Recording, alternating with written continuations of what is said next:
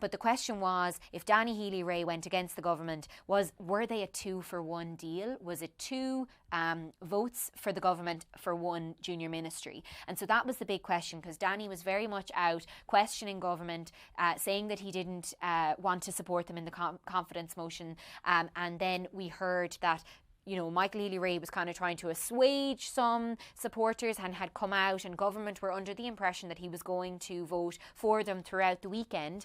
But then on Monday, he told a kind of closer amount of supporters, and certainly on Tuesday morning, there was rumblings that he was going to vote against. But the climax of this really only came when Michael Healy-Rae stood up in the Dáil and said, "I'm voting no confidence and I'm resigning as minister." And I think one of the really interesting pictures of the kind of mess of this week in government is the government chief whip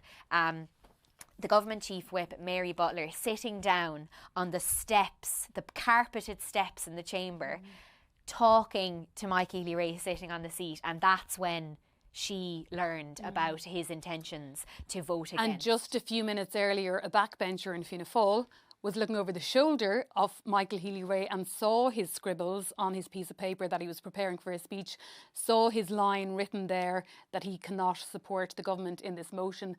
And that backbencher did their duty and passed on the information to Mary Butler, which was the first the Chief Whip heard of it. Meanwhile, the Taoiseach was over in his office and didn't know what was going on.